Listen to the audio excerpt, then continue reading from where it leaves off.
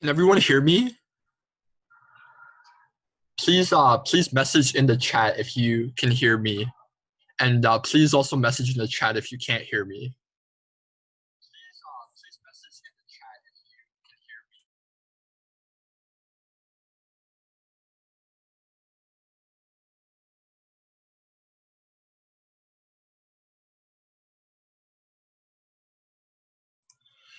me. Okay, we're just gonna give another few minutes just to wait for a few more people to come and join, and then we'll get started very shortly.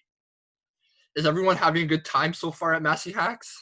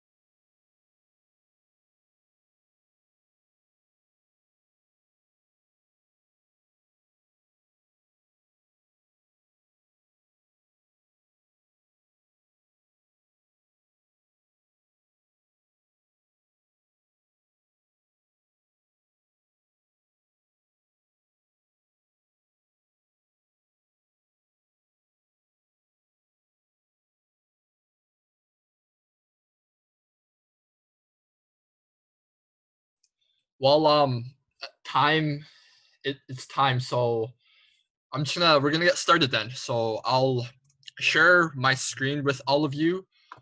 Please let me know if you can see my screen.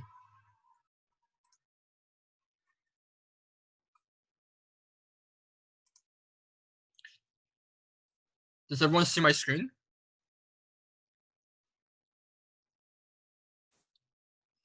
Okay, so let's get started. So my name is Karl, and I'm a past Massey grad too. I graduated last year, and I'm a student at the University of Waterloo studying computer science and finance. And today for MasseyHacks 6, um, I'm going to do a workshop on front-end web development. So just like some quick household rules. So if you have a question, please feel free to message. I'm gonna see if I could open up the chat too while I share my screen.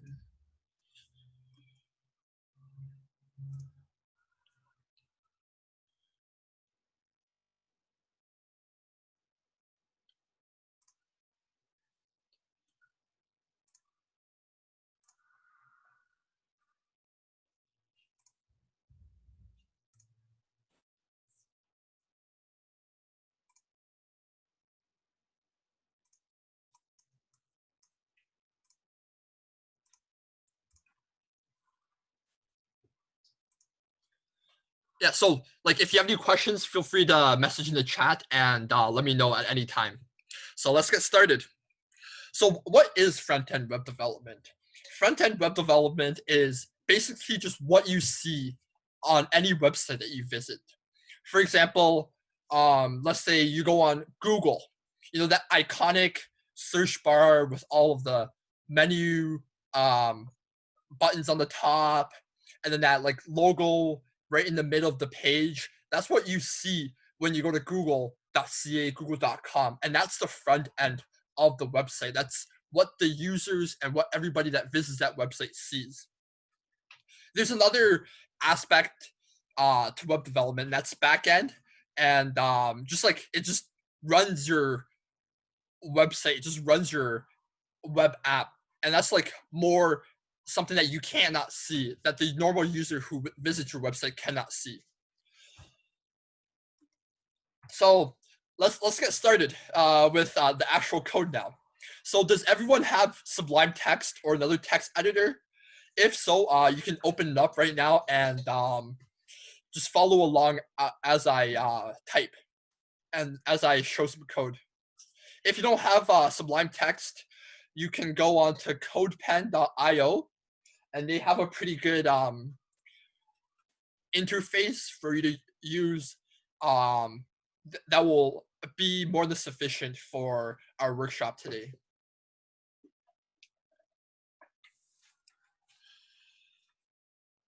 So the first line of code, what is the most important line of code in websites? It's the HTML tags. This defines your text document into an HTML file.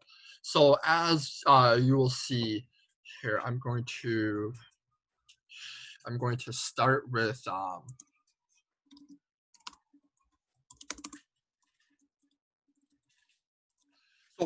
as you can see, these two tags are the most important that you'll need for an HTML file, because they define what you're doing, and they form the backbone and the foundation of front-end web development. So now let's go through some more tags. So a tag, basically, I forgot to explain this. A tag is a less than sign, a word, and the greater sign. That's to start off your tag. And then to close off your tag, you would have another less than sign, a slash, a word, and then a greater than sign. This just ensures that everything enclosed between these two tags follows the same kind of rules and follows the same kind of outline as what's defined in the word between the two tags. So now let's say, now there's another tag, which is like a head. So we can have a head. This just defines like what the title of your site is, and just like gives users the first understanding of like what your site is all about. So then we can go into like the title tag, which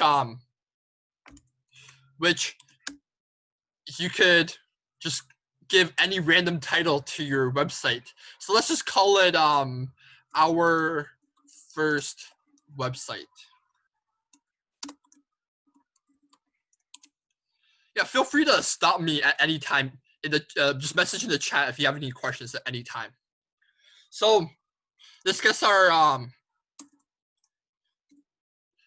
title and our head into our website so far, and now we could go into the body, where we could start off with more paragraph tags, which allows us to like put text and put like information onto our website.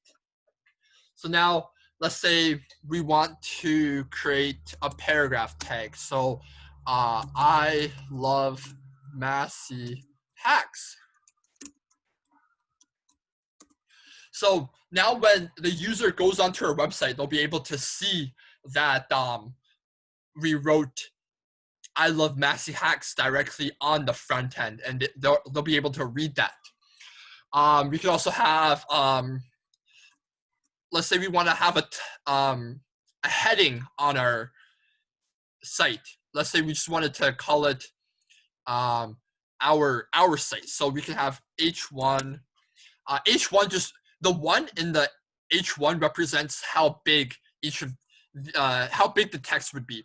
So h1 would be the biggest. We could have like h3, h4, and it just goes smaller and smaller each time we go up a number. So let's say we wanted to have a header that was our site.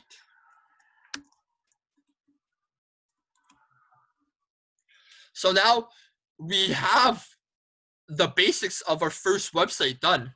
So we have our HTML tag, we have our header tag, title tag, another like another header directly on our front end, like interface tag, a paragraph tag.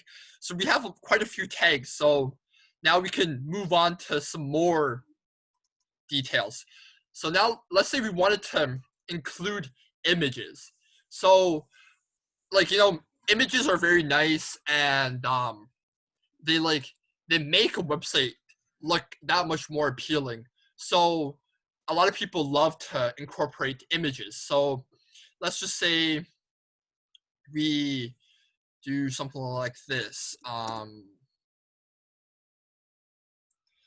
I forgot something. We were supposed to put a body tag just to make sure that everything inside the body tag, so everything that's encompassed right here, so these two tags are in our body of our website. So now let's say we wanted to incorporate an image. So the image tag is img, and we can have the source, so that would be where in our computer is our image located. So let's say I have some image.jpg stored in the same folder as this file right here. And then we would then do the alt. An alt would be just like a description of what the image is, just like another, like a caption on the image. So let's say this some image is Massey's mascot is Mustang. So we can have we can caption this image as a Mustang. So let's say some image.jpg was a Mustang. This is just to describe what that image is. And then we then close off the tag with something with a greater than sign. So now we have an image stored inside our body. And yeah, we have an image stored inside our body with a description of that image, which is a Mustang. So yeah, does anyone have any questions so far? Just feel free to message in the Zoom group chat if there's anything that is unclear right now. And then we can also talk about links. So as you see in the picture right here, I'll show you the picture first, and I'll show you an example inside the file that we're building right now. So in the example, CSS is something that we'll cover a bit later in this workshop. So the link, we would reference that document. So for example, like we're building our HTML file, and then we wanted to make our thing look nicer, our website look nicer, and CSS is used to make our website look nicer. I'll explain more about that later. So we can just reference that file in our current HTML, so that we could use the same, we could use the functions and the different functionalities in that other file directly in our HTML file.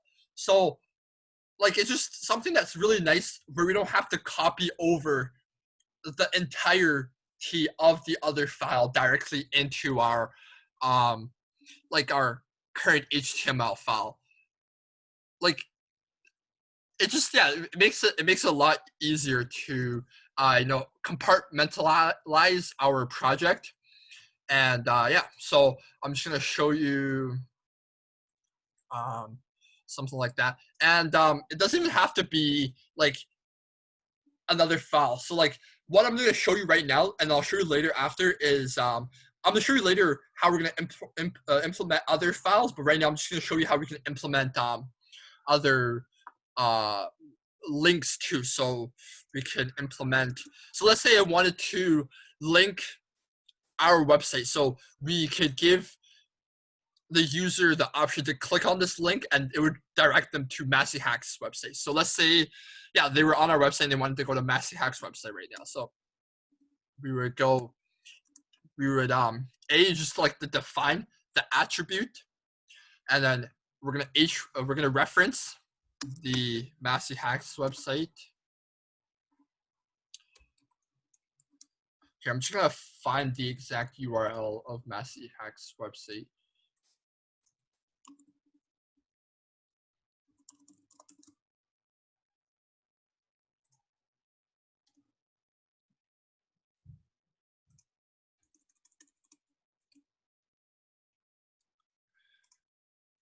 And then yeah, so then we copy over the MasseyHacks website's link, and then we could just give another like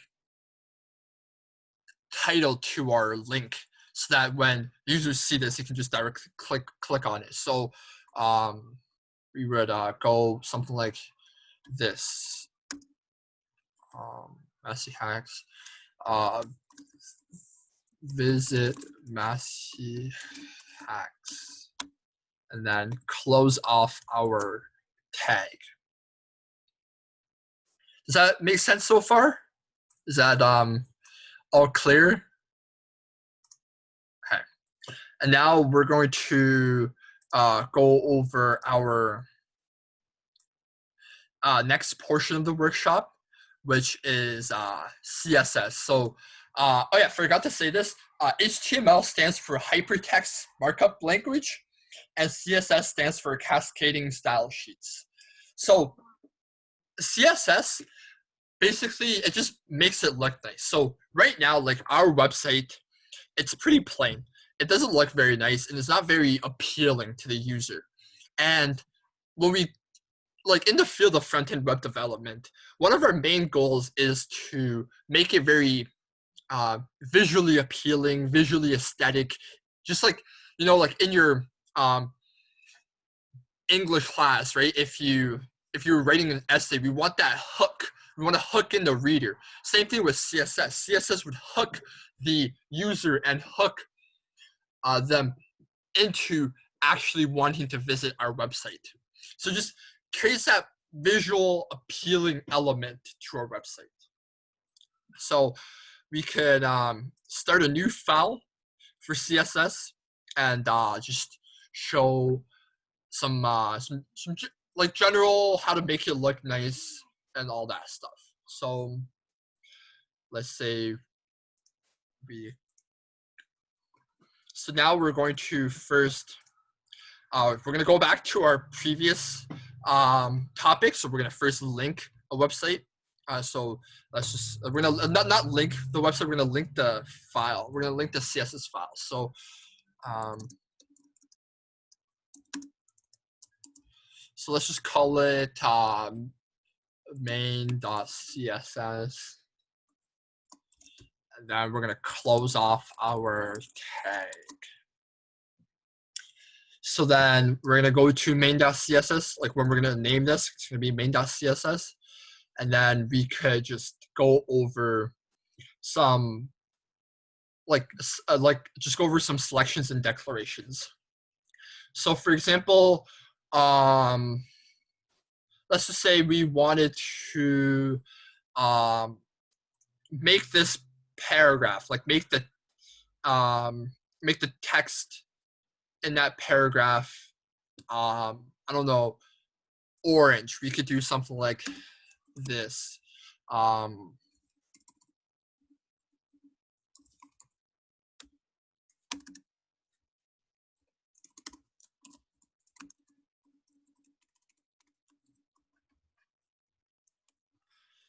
then yeah, just this text color field defines all of the paragraph tags. So everything that has the paragraph tags this field defines that to be orange. So it defines all of the paragraph tags, all of the text in the paragraph tags to be orange, and just like create something. Like I said, it just makes it look better, and just instead of the normal black and white. So, for example, we can then, we can then also, for example, if we wanted to make our header, header, I don't know, like we can make our header yellow, for example, or we can make our header yellow. So we could do something like this.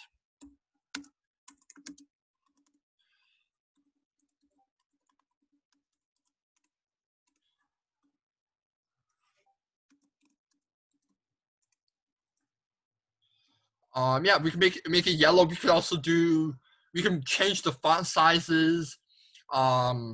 We can, so let's say we wanted to change the font size to be, I don't know, like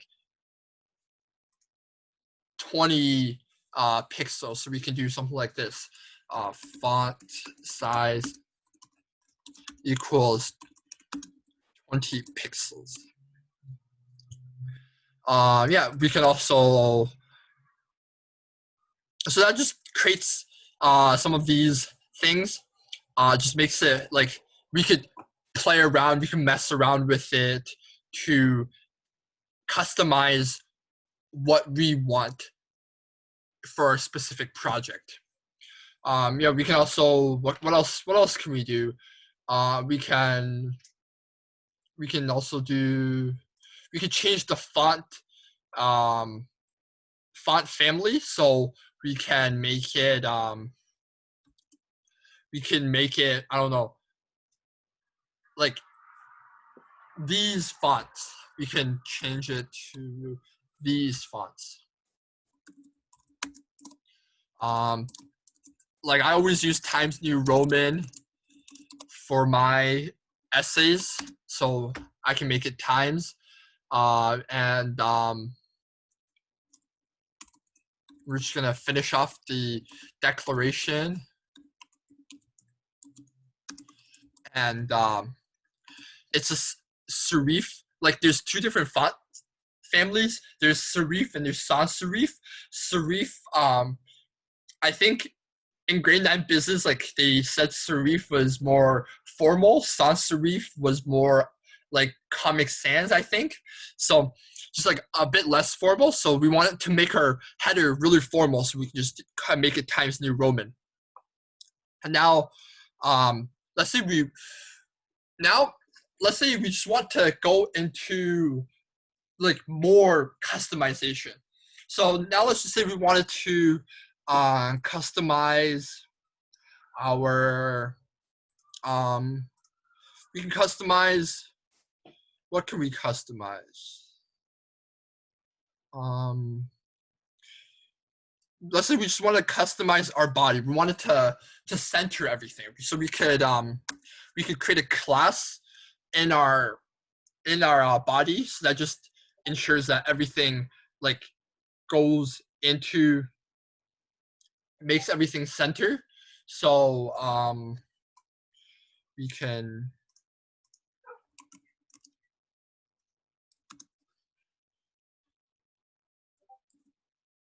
let's say we want our color class like just like web body. So now we can go to our CSS file, and we can now define some more attributes and some more fields in that specific body tag. So for everything that's enclosed in the body tag, they will all have the same attributes. So let's say we want to I don't know, what can we do? We can do some padding. So we could just like padding up everything, and just like making sure like the space within the element is like um fit within to our needs, like fit to our needs. So we could do something like padding equals I don't know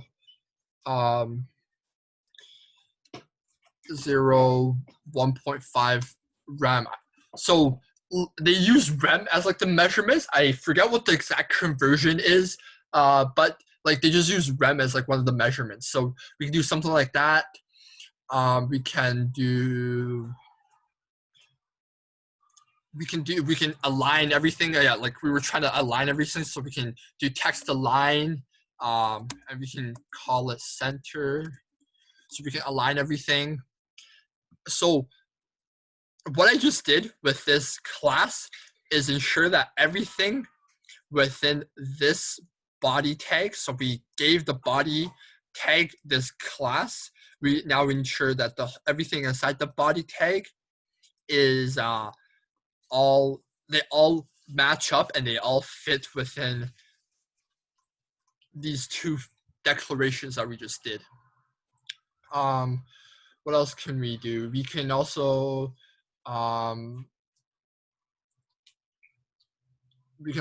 give a border. So we can give a border on the bottom, just like something like I don't know. We can give our border I don't know, like black color. So we could just do something like RGBA. This is just like how we define colors within HTML, CSS, just using like the red, green, blue variation, where like we can have everything up to 255. So black is 0 if I'm not mistaken. So yeah, so we do that, and then yeah, so that's most of this, and then we can have containers too. So let's just say so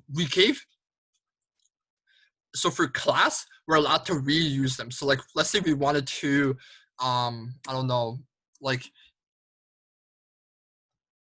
do something else later on, like let's say we wanted to just give another thing. We could give let's say we wanted to make a footer. So we can make a footer. We can now use the same class as that. Classes can be reused, whereas the next thing that we're going to be talking about, IDs, can only be used for one specific tag. And let's say we wanted to just write something created for MH6. So classes, yeah, like they could be reused. So body can use them, footer can use them, something else can use them. Like you can have 10 things that use them, 100 things that use them. It allows for reusability and like you can recycle them.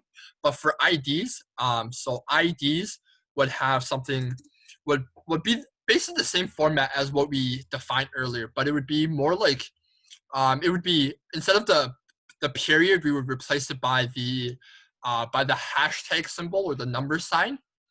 Just something that that's different there. So let's say we wanted to give a number sign, and we wanted to color ID, for example, container or something like that.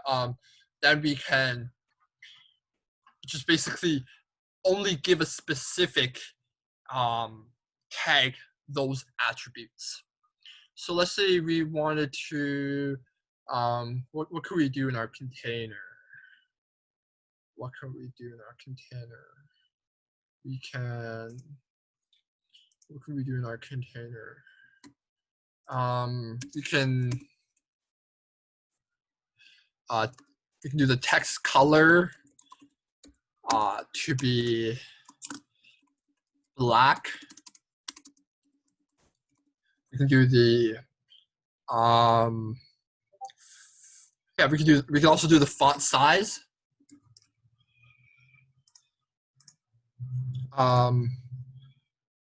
We can do the font size as like 20 pixels. I'm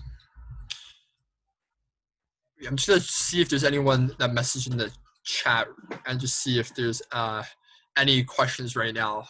I'm so sorry. Like I've been going really fast and I forgot all about to check the chat.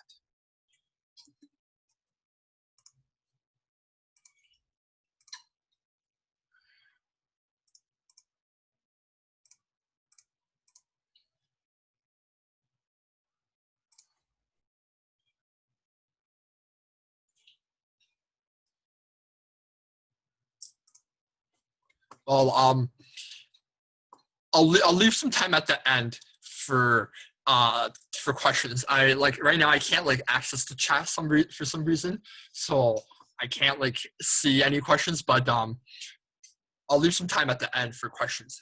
So yeah, basically what we were on we were on IDs. So we created the IDs such as like text color black, font size 20 pixels. We can text align everything again, but now let's say we wanted to text align it to the right. So we can text align right, so that we just align everything to the right now. Just offer up some like variety. So yeah, that just, oh yeah, we forgot to use the ID. My bad. So what can we use the ID on? What can we use the ID on? We can, what can we use the ID on? We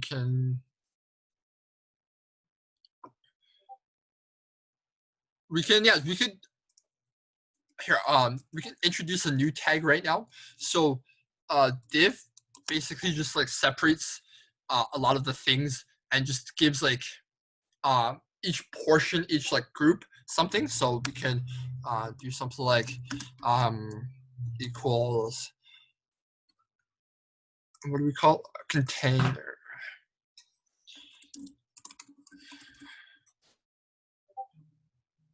And then we can just put another paragraph tag, for example.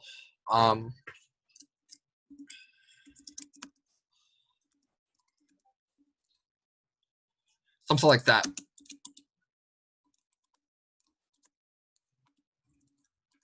So that just separates, div just separates each of the things under that div into its unique portions, and allows us to like put IDs and classes so that we can apply all of the attributes in our ID and classes to all of the fields and all of the tags within that div.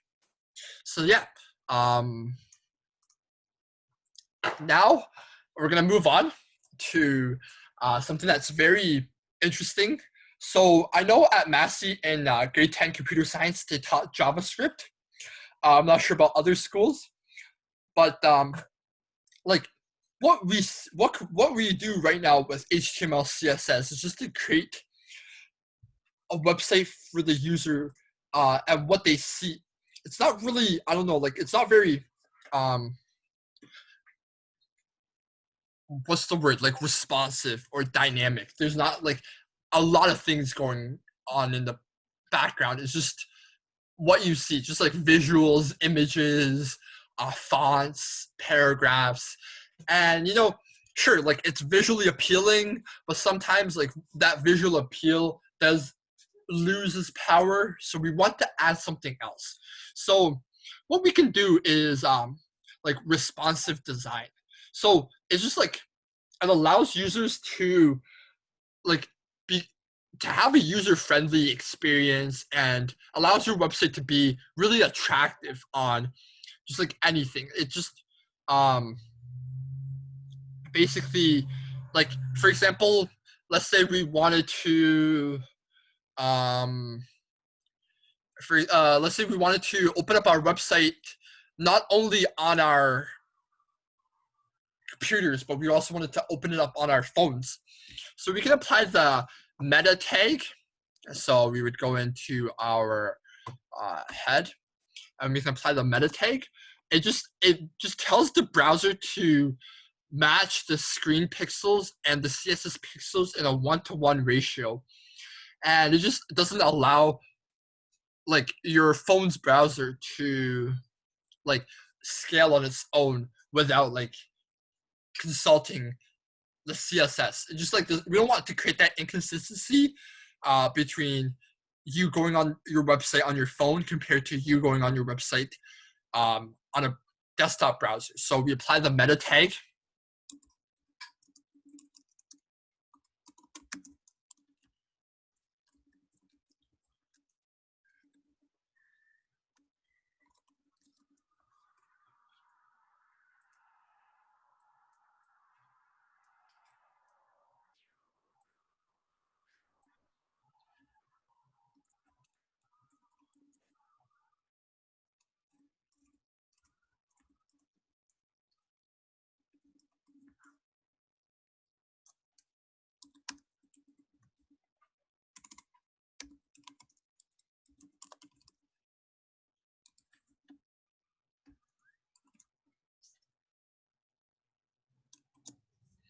So yeah, that just ensures that everything is like good and everything does like respond to a change in the environment.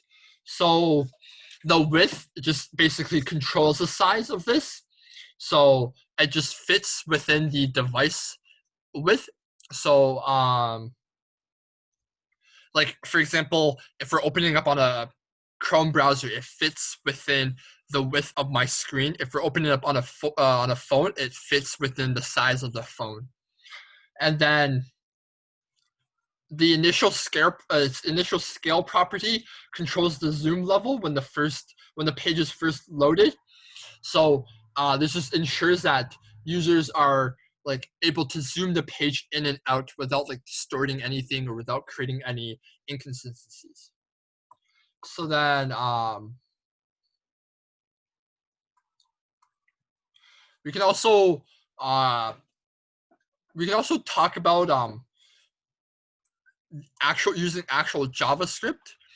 So JavaScript allows the user to add more like dynamic. So besides like the responsiveness where like we can create directly within, we can also allow like more like what's the word, like dynamic responses, things that come out at you. So like, have you ever been on a website where you got like a 404 error, and like it just comes up something like this? It's just like 404 error, and then you have to click OK. So that's just something that we're going to do.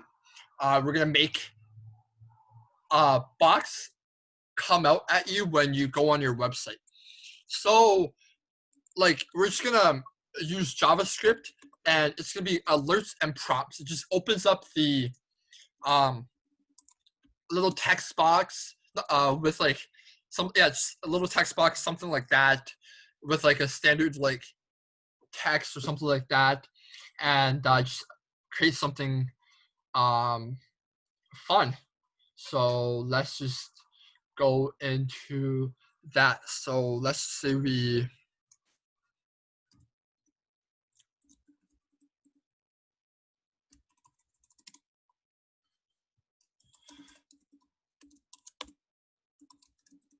so script just defines everything enclosed within the script tags as JavaScript.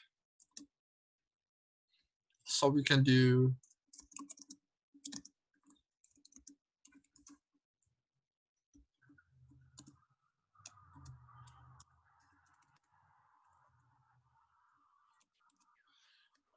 so now when the user runs their website, a box that looks like that comes up at them and says, "I'm an alert box." So now let's just say we wanted to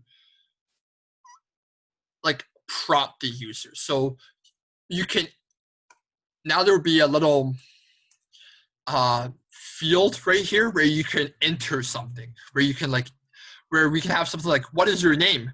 And you can enter your name and then click OK. So let's just do something like that. So we can do, that would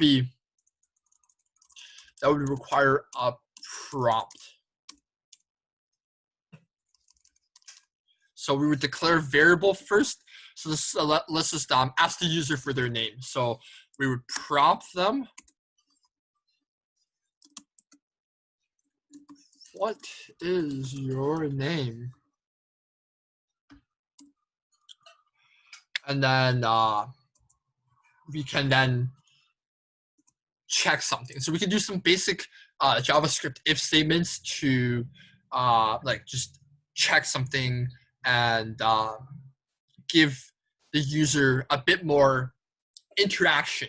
Give the user a bit more interaction from using our website. So we can do something like this.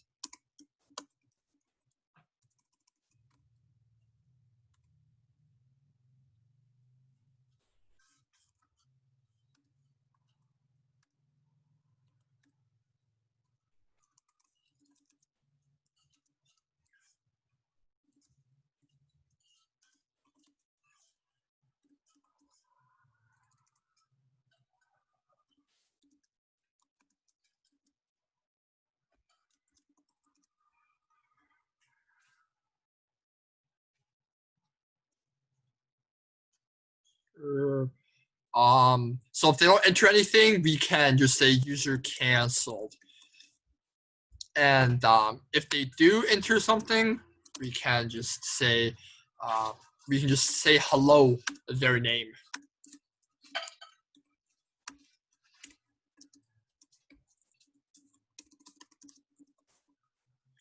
Also, I forgot something. So for the prompt, it's has like the text, and it has like a standard response. So we can just for example, our standard response can be John. It's like the standard name, John Jane Doe. Like as just like something to give the user an understanding of what exactly they're supposed to be putting inside this text box. So that's alerts and prompts using JavaScript. This allows a bit more interaction, a bit more response directly within the website and the user that goes on our website.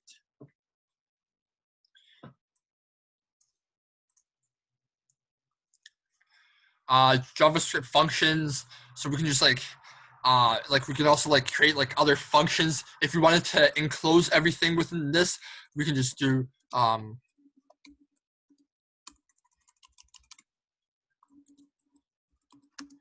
function and then enclose everything in there.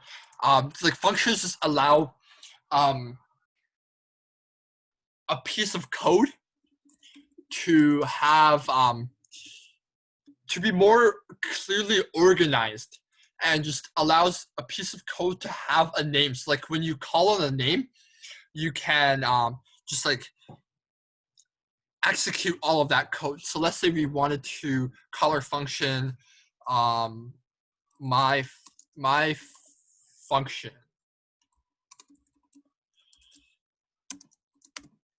So we can copy all of this code into this function. Just allows for more code compartmentalization, and just allows your website to be a bit more cleaner. And because if you were to have a lot of random code out there, it could be kind of confusing on how exactly to pick up on that. So functions just allows a piece of code to be clearly organized and have a name where you can call. So this function would now just be my function, and then just enclosing everything. So with what we did earlier, with user canceled or hello name as our function. So then, but let's say we wanted to, if we could add more to our function, we can, like add a lot more things with like even like alerts, more variables, for loops, and just a lot of more code that we can add into functions directly in HTML and JavaScript with all of these functions. So then now let's move on. Yeah. Does anyone have any questions with JavaScript functions so far? Anyone have any questions with JavaScript functions? Okay. So I've basically covered most of what I have to say with HTML, CSS, and JavaScript, and just like responsiveness, dynamic web pages, visual aspects, and there's a lot more to learn about front-end web development. And there's no way that we could cover everything in an hour. So what I did was just give you an overview of some of the most important things that beginner front-end web developers would be using in creating their website, with like the HTML file, with the CSS file. These are some things that are basic, that are the foundations to building more complex, more advanced websites, such as Google or Amazon or even Discord.com. Like these are every website that you see uses what we just covered in the past 45 minutes, uses this as their foundation to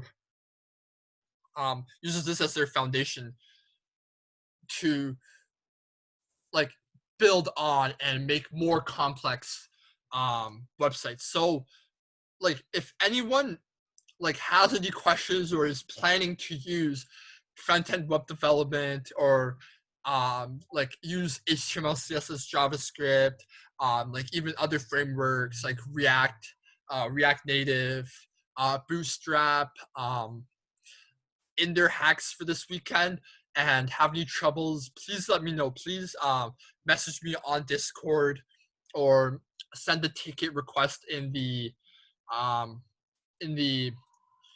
Discord channel, and I'll definitely come and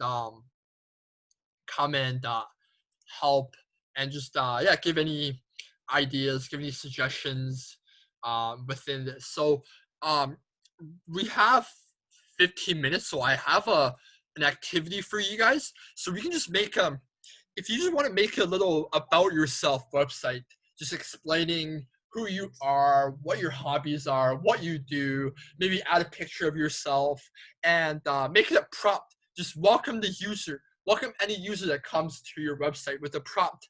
We can do something like that as for the next like 15 minutes. So yeah, just make a little brief bio website with a prompt. And if you have any questions, please message them in the chat right now, or even just open up your mic and ask right now.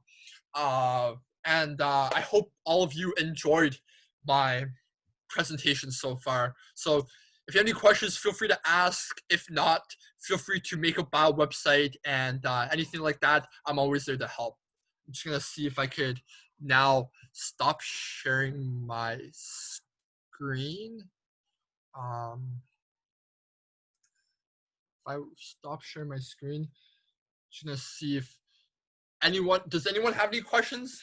We have 14 minutes left, so please ask. If there's anything that like you need me to go over again, anything else that you want to learn about, please feel free to ask. Or please feel free to make your website, and I'm always here to help.